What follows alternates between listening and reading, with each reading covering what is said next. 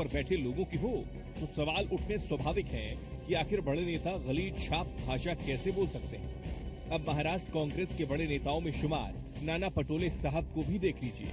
जनाब हमलावर थे बीजेपी पर, लेकिन बोलते बोलते यूपी के सीएम योगी आदित्यनाथ पर अभद्र टिप्पणी कर बैठे।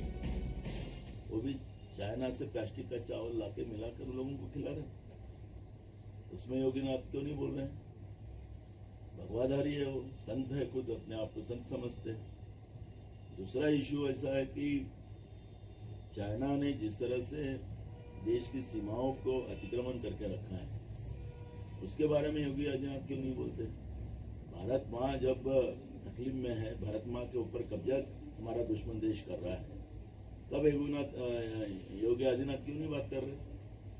भगवे कपड़े पहनकर इस तरह की बात करते हैं। तो सीता जी को छोड़ने को रावण जब आए थे तो भी भगवे कपड़े पहन के आए थे। अब ये खिसियाहट नहीं तो और क्या है, क्योंकि सीएम योगी आदित्यनाथ की प्रशासनिक क्षमता और सरकार के कामकाज की आलोचना अपनी जगह है, लेकिन एक सन्यासी के लिए ऐसे शब्द कहां तक जायज हैं?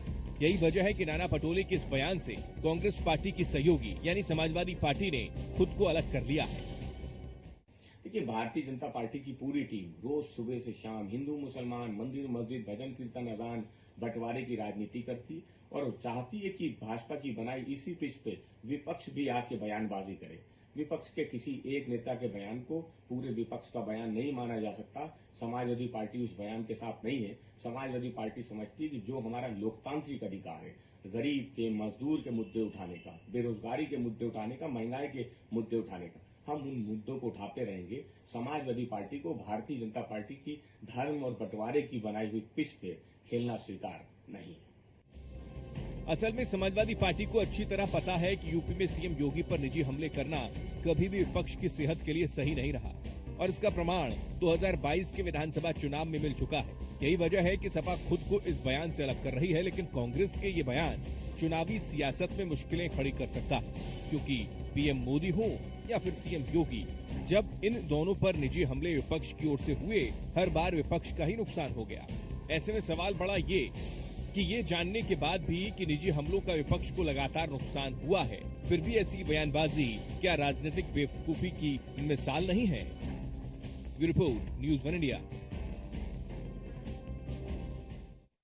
जो रावण परिवार से हैं, 1 लाख पूत, 1.25 लाख नाती जिनकी टीम है, और जो राम को हराना चाहते हैं, इनकी वही दशा होनी है जो राम जी के काल में रावण का हुआ था। राम जी की एक छोटी सी जत्थी थी, लेकिन रावण के पूरे समूल सेना सहित नष्ट हो गए थे। जब 2024 के लोकसभा चुनाव का परिणाम 4 जून को आएगा, तब हमें पता लगेगा कि यह वैसे ही विश्वामित्र की भूमिका में हमारे मुख्यमंत्री आदित्यनाथ योगी जी महाराज दिखेंगे, जब रामायण कालीन में विश्वामित्र जी ने राम और लक्ष्मण जी को ले जाकर दंडकारण्य वन को साफ कर दिया था, जहां आज नाना पटोले जैसे सपोले पल रहे हैं। कौन देश को बेच रहा है, कौन देश को लूट रहा है, कौन रावण है, यह आजकल सभी जानते हैं। नाना पटोले कह रहे हैं कि माननीय योगी जी रावण हैं। योगी जी रावण नहीं, वशिष्ठ हैं। योगी जी ने अयोध्या के उत्थान का कार्य किया है, उत्तर प्रदेश को इतना विकसित किया है कि आज वो 2 नंबर की अर्थव्यवस्था पर स्थापित है। और कांग्रेस इस देश को चाइना को दिया, इस देश का एक टुकड़ा। कांग्रेस देश में कितने घोटाले की आज किसी से छिपा हुआ नहीं है। कांग्रेसी और कांग्रेस के समस्त सहपाठी दल ये देश को हमेशा से लूटते रहे हैं, आगे भी लूटते रहेंगे, और इनका कार्य ही है किसी प्रकार से जनता को गुमराह करके मोदी जी और योगी जी को गाली दे करके अपना कार्य पूरा। और इस मुद्दे पे चर्चा करेंगे। एक वरिष्ठ पैनल हमारे साथ, राघवेंद्र सिंह प्रवक्ता भारतीय जनता पार्टी के हमारे साथ जुड़ चुके हैं, हिमांशु कुमार प्रवक्ता कांग्रेस हमारे साथ हैं, और विश्वदेव राव हैं जो कि पॉलिटिकल एक्सपर्ट है। आप तीनों का बहुत स्वागत है। और शुरुआत में हिमांशु जी आपसे करूंगा कि चुनाव में बात मुद्दों की होनी चाहिए, लेकिन योगी आदित्यनाथ को नाना पटोले रावण कह रहे हैं, ये क्या संदेश दे रहे हैं? वो क्यों इस तरह की बदजुबानी की जा रही है? क्या बिना बदजुबानी की राजनीति नहीं हो सकती? क्या मुद्दों पे राजनीति नहीं हो सकती? देखिए, हम तो मुद्दे की ही बात शुरू किए, लेकिन पहले चरण के मतदान के बाद आप देख लीजिए जिस तरह से एक्स पर पोस्ट किया गया कि प्रधानमंत्री जी चुनाव में गर्माहट लाइए, और आदरणीय प्रधानमंत्री नरेंद्र मोदी जी के द्वारा जिस तरह से हिंदू मुसलमान हिंदुस्तान पाकिस्तान किया गया, जिस तरह से मंगलसूत्र की बात की गई, जिस तरह से झूठे बातों को प्रचारित और प्रसारित किया गया और वोटों को ध्रुवीकरण करने का प्रयास किया गया, और जोगी जी जाकर के जहां तहां विभिन्न सभाओं में, जनसभाओं में जिस तरह से झूठी बातें करते हैं, हिंदू मुसलमान की बात करते हैं, तो नाना पटोले जी यदि कहें तो उसके संदर्भ में कुछ कहें और वो उनका व्यक्तिगत राय हो सकता है। दूसरी बात, ये जो हिंदू मुसलमान की बात करते हैं और रावण की बात करते हैं, सच्चाई है यही लोग है ना। योगी जी क्या बोले थे कि बजरंगबली कौन थे? बजरंगबली दलित थे। कौन कहा था? यही आदित्यनाथ योगी जी कहे थे। यही भारतीय जनता पार्टी के नेता कहे थे कि माता जानकी के बारे में कुछ टेस्ट ट्यूब बेबी थी। कौन कहा था? अभी बिहार में जीतन राम मांझी जो हम के मुखिया हैं, पूर्व सीएम हैं और वे बिहार के और एनडीए के घटक दल, महत्वपूर्ण घटक दल हैं, उनके द्वारा क्या कहा गया था? आप वो बयान सुने होंगे। उन्होंने कहा था कि राम से ज्यादा प्रताप। लेकिन हिमांशु जी, क्या उन बयानों से इस बयान को जस्टिफाई किया जा सकता है? क्या उन्होंने ये किया तो आप भी वही करेंगे? और अगर योगी आदित्यनाथ उनके भगवा चोले को लेके, उनके भगवा कपड़ों को लेके सवाल उठा रहे हैं आप लोग, ये व्यक्तिगत कैसे हो सकता है? फिर आप उसे डिफाइन भी कर रहे हैं, आप उस पर डिफेंड भी कर रहे हैं, आप उस पर तर्क भी दे रहे हैं कि साहब उन्होंने ऐसा कहा था, ऐसा कहा था। एक बात बताइए राजेश जी कि जिस तरह से यदि रामचरितमानस में या हिंदू धर्म में, सनातन धर्म में ये क्या कहा गया है? पीर पराई है वैष्णव जन तो तेने कहिए जो पीर पराई जाने रे। कहीं कहा गया है उत्पीड़न की बात कहा गया है, कहीं दंगा भड़काने की बात कहा गया है, कहीं मानवता की विरोध की बात कही गई है। राम राज्य का परिकल्पना का मतलब क्या होता है कि सभी धर्म, सभी जाति के लोगों की समानता भाव से देखना, सभी को एक तरह से, एक निगाह से देखना, सबके लिए एक तरह का व्यवस्था होना। लेकिन आज जिस तरह से आदरणीय योगी जी कर रहे हैं, यदि गिरवा बस धारण करने से कोई संत नहीं होता। रामचरितमानस में एक पात्र है कालनेमी, उसके बारे में समझ लीजिए कालनेमी कौन था, तो उससे हो सकता है कि उसके बारे में चर्चा नाना पटोले जी किए होंगे। राघवेंद्र जी, आपने सुना कभी काल भैरवी का जिक्र कर रहे हैं वो, कभी जिक्र कर रहे हैं रावण का, और फिर तर्क दे रहे हैं कि साहब आप लोगों की पार्टी के नेताओं ने भी वक्त वक्त पे अलग अलग इस तरह के बयान दिए हैं। आपका रिएक्शन? देखिए, वास्तविकता ये है कांग्रेस के पास आज की तारीख में न बोलने, कांग्रेस की पार्टी बिल्कुल कोमा में है। इसी प्रकार का बयानबाजी करके अपनी उपस्थिति दर्ज करा वो भली प्रकार से समझ गए हैं ये जो चुनाव है इनके हाथों से निकल गया है। इस प्रकार से नाना पटोले जैसे, दिग्विजय सिंह जैसे आए बात कुछ भी बोल रहे हैं। वास्तविकता है ये जो है पूरा एनडीए गठबंधन आज की तारीख में 100 में से बचने जा रहा है। भारतीय जनता पार्टी, हम लोग उत्तर प्रदेश में 80 की 80 लोकसभा सीटें जीतने को लक्ष्य को लेकर के चले थे। हम लोग भी सांस्कृतिक त्योहार के साथ हम लोग उत्तर प्रदेश में आगे बढ़ रहे हैं और देश में 400 सीटें जीतने को लक्ष्य को लेकर के हम लोग काम कर रहे हैं। वास्तविकता यह है एनडीए गठबंधन आज की तारीख में बिल्कुल बिखरा हुआ गठबंधन है। ना इनके पास नेता है, ना नीति है, ना कॉमन प्रोग्राम है, ना प्रधानमंत्री का चेहरा है। और देश भली प्रकार से जान गया, आज की तारीख में एनडीए गठबंधन के नेता भी ये प्रकार से जान गए हैं, ये भली प्रकार से जान गए 2024 का चुनाव इनके हाथ से बिल्कुल नहीं रहा है। और इसीलिए ये आज शायद कुछ भी बोल रहे हैं और इस प्रकार के बयानबाजी सिर्फ उनकी निराशा और हताशा के प्रतीक है। इस प्रकार की बयानबाजी को सीधे रूप से करना चाहिए और निश्चित रूप से राजनीति में। हाँ, हिमांशु जी तर्क दे रहे हैं, हिमांशु टिप्पणी कर रहे हैं आपकी बात पे। हाँ हिमांशु जी, देखिए ये कह रहे हैं कि हमने विकास किया, 2024 में हमको ये होने वाला है, इनकी बेचैनी देखी जा सकती है। सबका साथ सबका विकास इनका नारा था, क्या हुआ? सबका साथ सबका विकास। अब प्रधानमंत्री मोदी जी क्यों नहीं बोलते हैं? पहले दूसरे चरण के बाद ये कहना भूल गए, सबका साथ सबका विकास। ये इनकी बेचैनी को बयां करता है। दूसरी बात, ये विकास की बात करते हैं और मिशन की बात करते हैं। एक बात बताइए, जिस नारे के साथ ये आए थे कि बेरोजगारी और महंगाई को लेकर के, वो बेरोजगारी और महंगाई नहीं, तो हिमांशु जी इन मुद्दों की बात होनी चाहिए ना। निजी हमले फिर क्यों एक मुख्यमंत्री पे किए जा रहे हैं?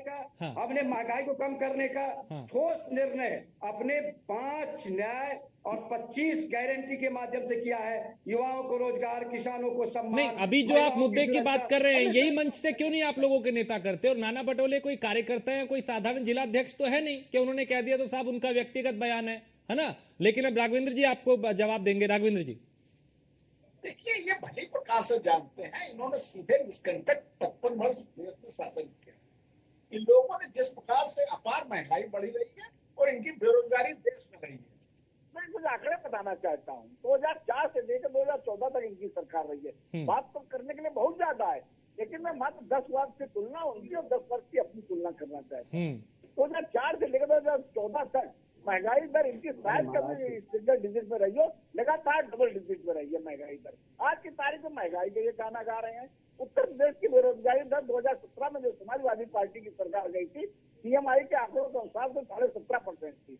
हम लोगों ने उसको कम करके 3.5% में लाने का काम किया है। देखिए राजेश जी, काम की गुंजाइश तो हमेशा बनी रहती है, बेहतर की गुंजाइश तो हमेशा बनी रहती है। हम लोग ईमानदारी से काम कर रहे हैं। 55 वर्षों में जितना विकास नहीं हुआ है, मेरे पास आंकड़े उपलब्ध है, उतना विकास उससे कई गुना ज्यादा हम लोगों ने 10 वर्ष में करके दिखा दिया है। ये बात ये लोग नहीं, पूरी देश की जनता भली प्रकार से जान रही है, तभी इनको सिरे से नकार रही है। ये लोग 4 तारीख के बाद राजेश जी देख लीजिएगा, ना कांग्रेस पार्टी रहेगी ना इनकी गठबंधन। ठीक है, मुझे विश्वदेव जी के पास जाना है, लेकिन हिमांशु जी आप एक टिप्पणी कर लीजिए। देखिए मुझे उनको भी इंक्लूड करना है। राजेश जी जवाब ले लीजिए। राजेश जी जवाब ले, ठीक है, 1 मिनट में मैं जवाब दे दूंगा, फिर मुझे जाना है दूसरे चैनल पर। ठीक। देख लीजिए, ये विकास की बात करते हैं, हम इनके बात से सहमत है। 10 वर्षों में बहुत विकास हुआ इस देश, लेकिन विकास किसका हुआ? महंगाई का विकास हुआ है इस देश में, बेरोजगारी का विकास हुआ इस देश में। इस देश में महिला को सुन लीजिए ना, मिर्ची क्यों लगती है बंधु? और सच्चाई सुनने की हिम्मत रखिए, मिर्ची मत लगाइए, मिर्ची मत लगाइए। अभी सुनना बाकी है, नहीं तो बोलना बंद कर देंगे, मुंह पर टेप लगा देंगे, टेप। समझ लीजिए, सुन लीजिए ना, इस तरह से मत बोलिए। उत्तर प्रदेश में 2 विधानसभा सीटें और 1 और लोकसभा सीट नहीं, हमें अरे कैसे आप लोग चैनल को बैठ जाते हैं आकर ब्रजभूषण सिंह ध्यान देने का काम करते हैं। अरे भाई कौन है? और ब्रजभूषण सिंह के पुत्र को आपने टिकट दिया है, इसका विकास हुआ है। आप एसपी के माथे पर लेकर पेशाब करते हैं, राहुल गांधी पार्टी के नेता के द्वारा इसका विकास हुआ है। विकास हुआ है, एक भी मीटिंग हुई, एक भी गठबंधन की बताइए, खत्म करके हिंदू मुस्लिम के बीच लड़ाई का विकास हुआ है। इस देश में विकास हुआ है, विकास हुआ है, ये विकास हुआ है। आपका जो भी विकास का ढकोसला है, उस पर सीएजी का रिपोर्ट पढ़ लीजिए कि सीएजी का रिपोर्ट क्या है। आप आयुष्मान भारत की बात करते हैं, आयुष्मान भारत में 24.9 लाख मुर्दों का इलाज हुआ। आयुष्मान भारत में 9 लाख एक ही मोबाइल नंबर का उपयोग किया गया। आयुष्मान भारत में एडमिशन डेट बाद में और डिस्चार्ज डेट पहले है। आयुष्मान भारत में फर्जी बातें बोलना बंद करो, ऑपरेशन डेट होने वाली नहीं, एडमिशन डेट फर्जी बातें बोलना बंद करिए, शिक्षा है, फर्जी बातें बोलना बंद करिए। बहुत दिनों में आप लोगों ने देश को गुमराह कर दिया। देश के संसाधनों में पहला हक अल्पसंख्यकों का है, देश के संसाधनों में पहला हक मुसलमानों का है, देश की ठीक है विश्वदेव जी, ठीक। मैं दोनों को रोकूंगा आपको, क्योंकि जिन मुद्दों का जिक्र अभी किया जा रहा है, मंचों से वो मुद्दे ना उनका जिक्र करके निजी हमले किए जाते हैं। विश्वदेव जी, योगी आदित्यनाथ की तुलना रावण से कांग्रेस के नेता कर रहे हैं, ये क्या अपने पांव पे कुल्हाड़ी मारने जैसा है? राजेश भाई मुझसे पूछ रहे हैं? जी राजेश भाई देखिए, ये पहले तो मैं बता दूं, नाना पटोले के बारे में बात हो तो ज्यादा बेहतर होगा कि उनके बयान और राजनीतिक बयान जो आजकल चल रहे हैं उसमें भाषाई शुचिता बहुत जरूरी है। नाना पटोले का इतिहास अगर आप याद नहीं है कांग्रेस पार्टी के प्रवक्ता साहब को, तो मैं बता देता हूं, 2018 तक वो भाजपा के ही सदस्य थे और भाजपा से ही वो लोकसभा के एमपी थे। उसके बाद वो रिजाइन करके उन्होंने कांग्रेस पार्टी ज्वाइन करी थी। उसके आज जो उन्होंने बयान दिया है, वो एक तुलना कर रहे हैं एक महंत, एक योगी की, जो पीठाधीश्वर है नाथ संप्रदाय का, वो मुख्यमंत्री है उत्तर प्रदेश का, दूसरी बार जनता ने चुन के भेजा है उसको और मेजॉरिटी से भेजा है। उसके बारे में आप ऐसी भाषा इस्तेमाल करेंगे? आप उसकी तुलना एक हिंदू धर्म में जिसको हम लोग राक्षस की श्रेणी देते हैं, रावण को, आप उससे तुलना करेंगे? ये घोर गलत बात है।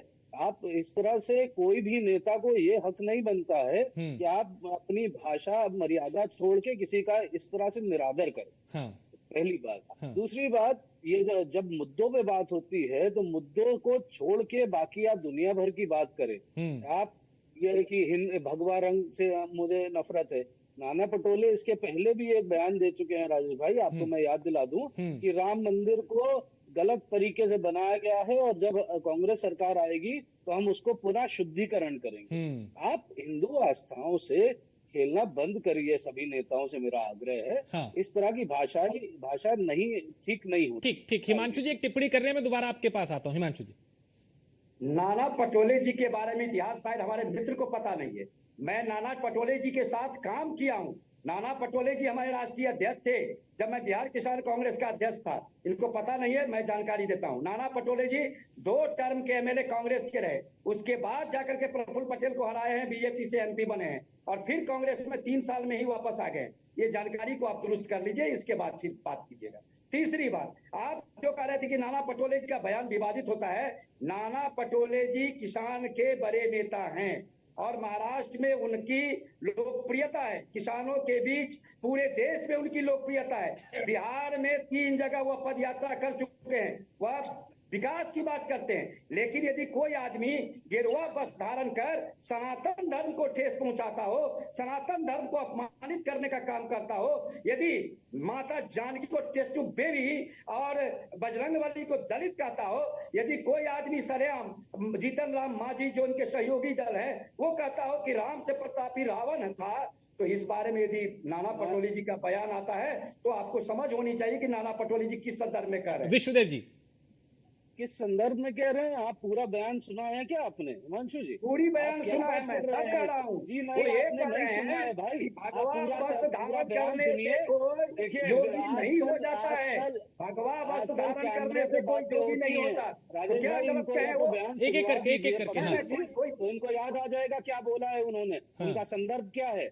इस तरह की देखिए, जो गलत है भाषा उसको गलत ही बोलना सीख लीजिए। बिल्कुल नहीं, नाना पटोले जी जो बोले हैं, यदि माता जानकी को दलित कहा जाता है ठीक है, तो आप बताएंगे माता जानकी को कहना सही था, इसको स्वीकार करेंगे आप? बजरंगबली को दलित कहना सही था, माता जानकी को टेस्टू बेबी कहना सही था, इसको आप स्वीकार करते हैं? बताइए, किसने कहा था? योगी आदित्यनाथ ने कहा था। तो कैसे संत हो सकते हैं जो टेस्टू बेबी कहे माता जानकी को? वो संत कैसे हो सकते हैं? बताइए आप, इसको आप स्वीकार करते हैं? राघवेंद्र जी, इसको आप स्वीकार करते हैं? बताइए। ये जो निजी हमले किए जा रहे हैं कांग्रेस की तरफ से, ये हताशा है या ये आपके ऊपर एक तरीके से वो हावी होने की कोशिश कर रहे हैं? राघवेंद्र जी, राजेश जी, हावी खैर ये क्या होगी, अपना अस्तित्व भी बचा ले, बहुत ज्यादा है। अपना अस्तित्व के लिए आज की तारीख में कांग्रेस पार्टी लड़ाई लड़ रही है। मजे की बात ये, एनडीए गठबंधन पूरा कांग्रेस समाजवादी पार्टी के साथ इन लोगों ने कसम खा रखी है हिंदुत्व की और सनातन धर्म का अपमान करके रहेंगे। इन लोगों ने जिस तरीके से अपने घोषणा पत्र में स्थान दिया, सनातन धर्म का लोगों ने उपयोग अपने घोषणा करते पत्र हैं। में, अरे देश का प्रधानमंत्री कहता है, देश के संसाधनों में पहला है मुसलमानों का है। राहुल गांधी कहते हैं ठीक है। मेरे पास वक्त कम है, माफी चाहूंगा, आप तीनों को रोकूंगा। फिलहाल बहुत शुक्रिया चर्चा में शामिल होने के लिए। और हम अभी पानीपत का रुख करते हैं, जहां पे मुख्यमंत्री पुष्कर सिंह धामी वहां पहुंचे हैं। क्या कुछ कह रहे हैं, उनको सुनते हैं।